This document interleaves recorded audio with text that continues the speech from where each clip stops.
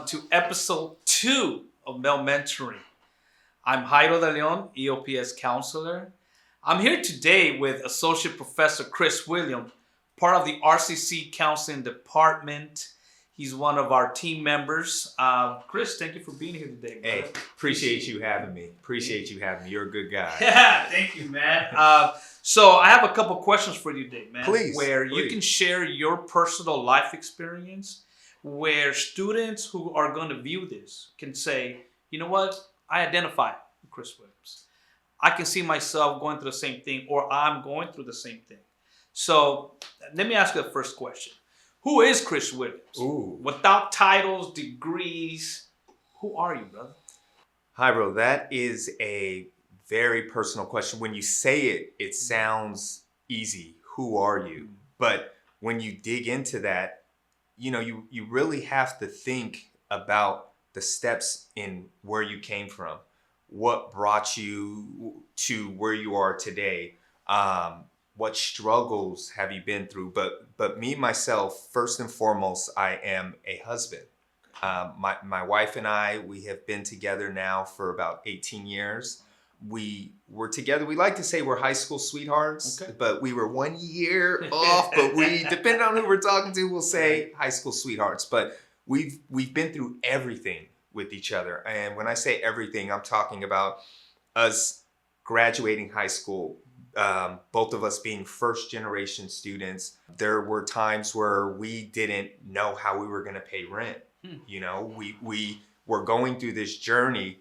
And when I say first generation students, I'm sure a lot of you could relate to this, because we, as a first generation student, you are put through the education system from kindergarten to 12th grade, and everything is there from 7 a.m. to 3:30. Everything is there. You don't have to think. Your classes are picked out for you. Your social life is in high school. Everything you need in life is at home and at school. But then when you graduate as a first generation student, my parents were hard workers, but they had no idea about college. Their idea was, Chris, graduate and work. My idea was, Dad, you're working two jobs. I'm not sure if, you're 7 a.m. to 3 p.m. and then you're 5 p.m. to 11 p.m.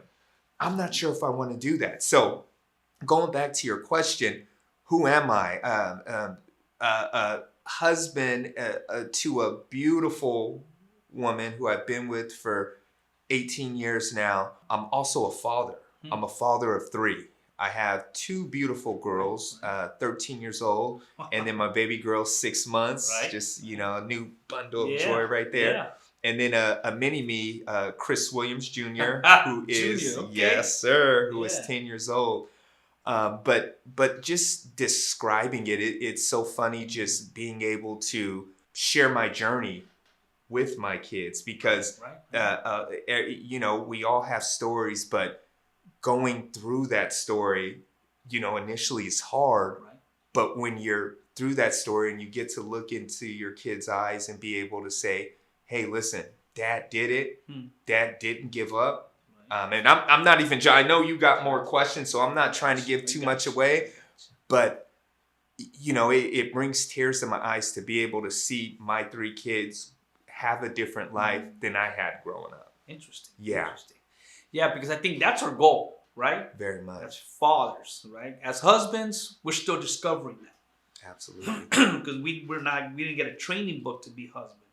But fathers, no training book. That's a little, because we had our father. Yeah. You and I were blessed to have our father and see our father's work and say, you know what? Nah, that may not fly, But at the same time, we are improving our lives so our children can improve their lives. So I'm happy to hear that, where it wasn't just given to you on a silver platter. Not at all. You know what I'm saying? Yeah. Like, hey, here you go. This is what you got to do next. Oh, by the way, point 1, point 2, point 3. We have to go discover that. With that in mind, what was your academic journey, though, like? What was it like? Give us a visual. 16, 17-year-old, what college you attend to, and how did it came to your mind, I gotta get a master's degree? Like, when did it really hit? Or if it ever just hit, or you just went along with the ride? So continue on into what I was saying. I graduated from Rancho Cucamonga High School. Okay. And after graduation, it was very different for me in a sense to where I had to do something. Everything that was built in for me, my friends, all of that was taken away. Wow. It was taken away in a sense to where, it's not guaranteed you'll see them every day.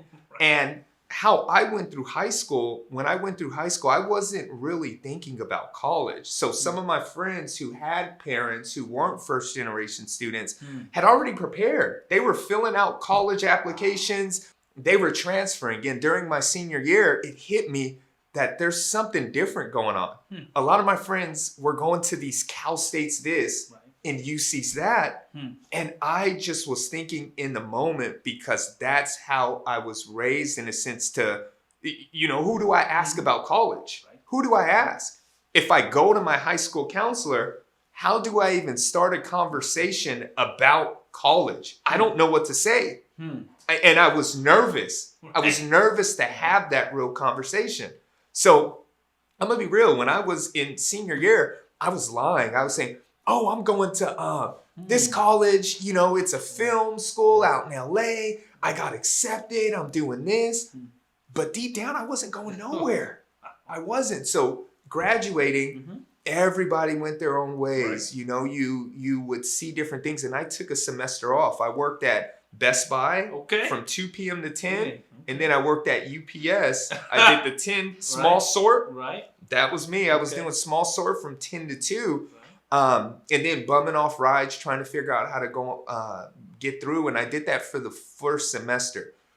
I said, I can't have this life. I tried the way my dad was going.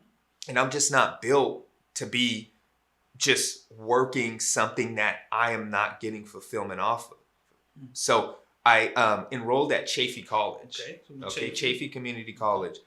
When I got there, it was different. By myself, I had to figure out how to meet with the counselor. And then when you meet with the counselor, it's having that conversation, being able to articulate what you want, what major you want, what degree you're going for, what is general education, and then after that, I have to do something that's called an orientation, and then fill out financial aid.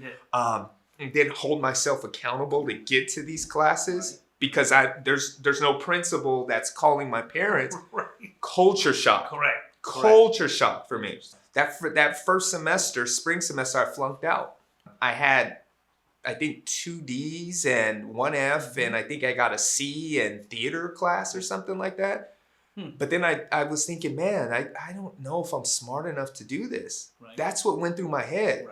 Am I smart enough? These are the demons that I was battling by myself. And then we mentioned not having enough money to put gas, even though gas to fill up a tank was $20, not having enough money, having all these barriers. My dad leaving military brochures on my pillows because he's saying I'm not doing enough. But it's sort of like, I don't know what I'm supposed to be doing.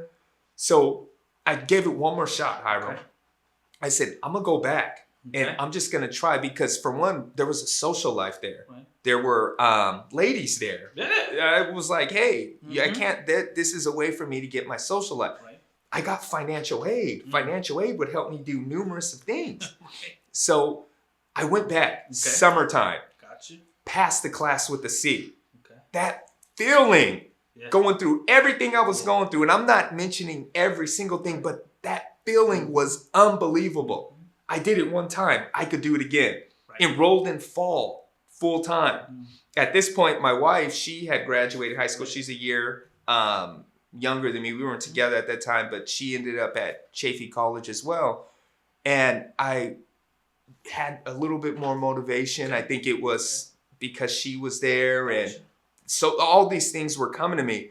Second semester passed. I had B's. Nice. I said, I have this under control. I've learned how to manage the barriers that I was going through, go through them, but make forward.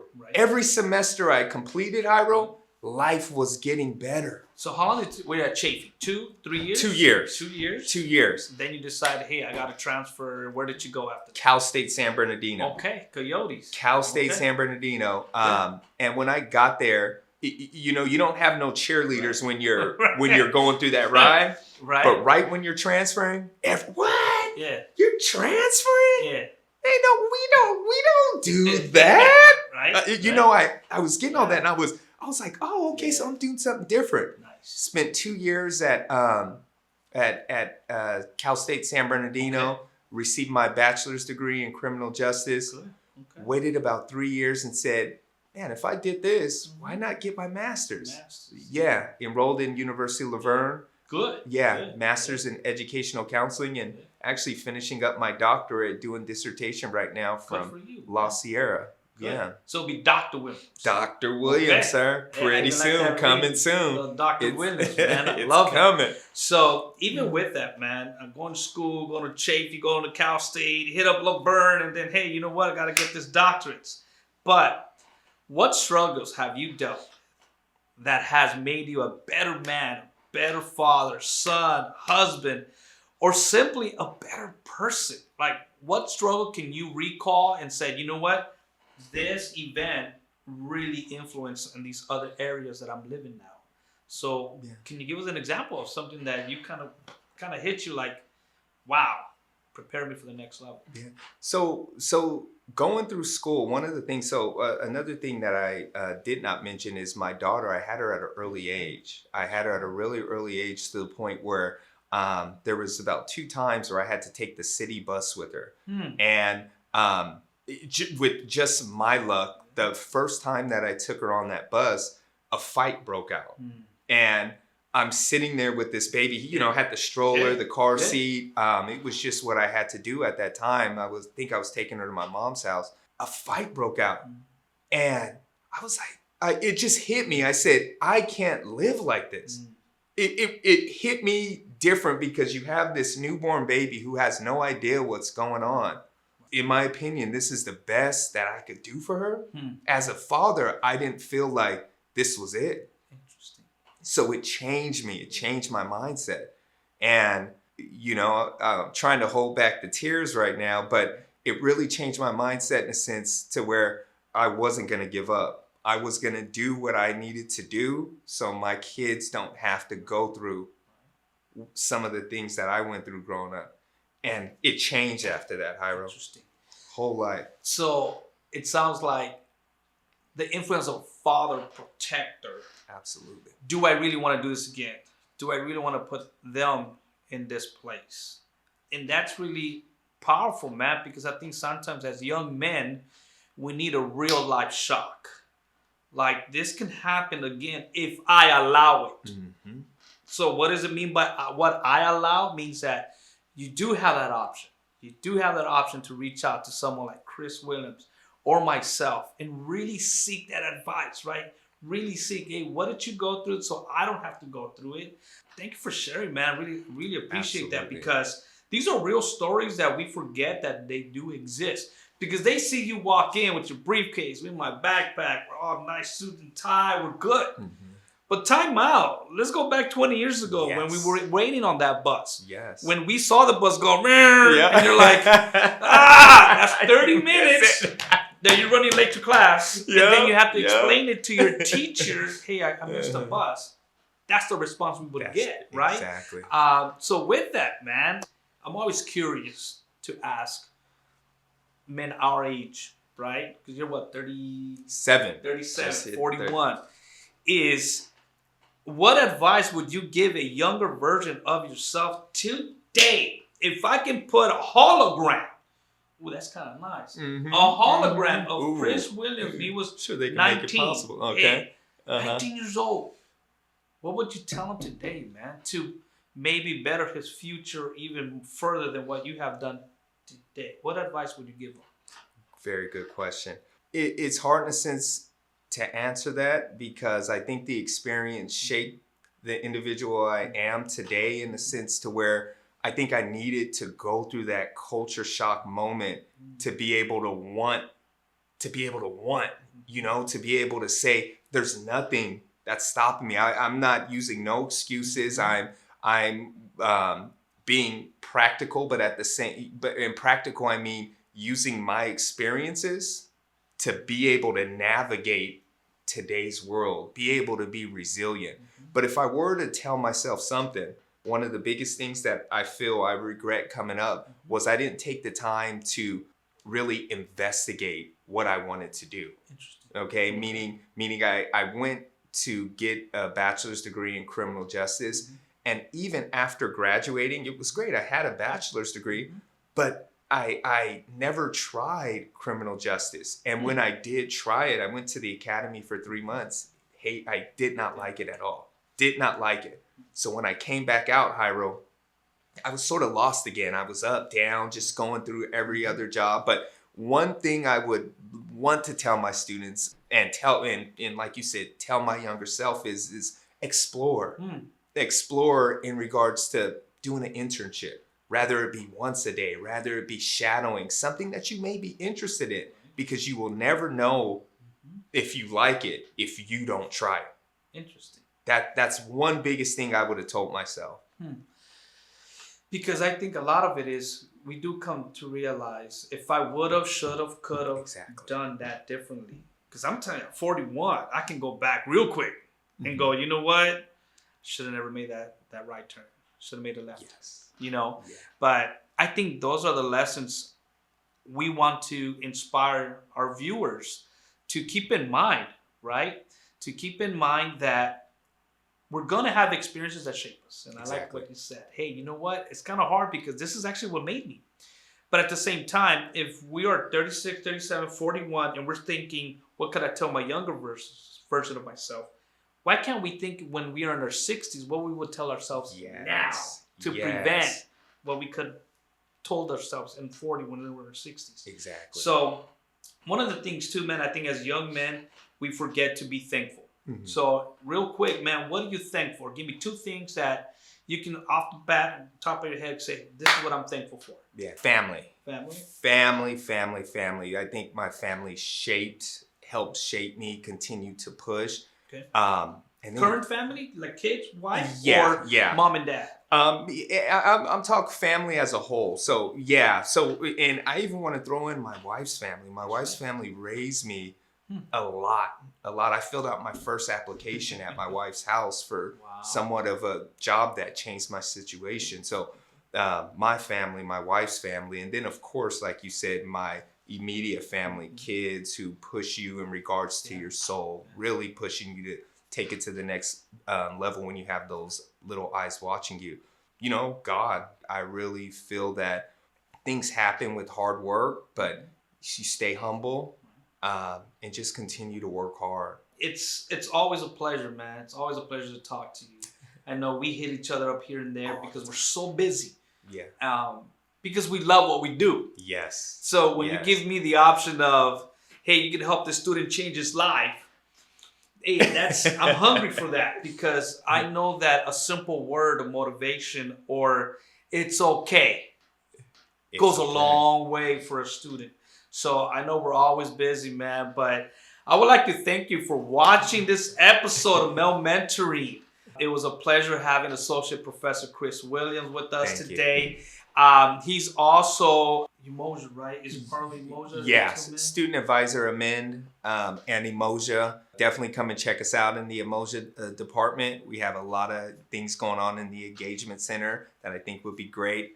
We have so many different La Casa, Puentes, EOPS, so many different opportunities for success here with you all. So I want you guys to see this man here. He's willing to help you. If you're going through something, you know, you heard a little bit of his story, but there's a lot more. I promise you, there is a lot more. It's just due to the time. But Chris, thank you for coming. I appreciate you, man. Appreciate you being here. And we'll see you guys in the next episode. Have a wonderful day. Thank you.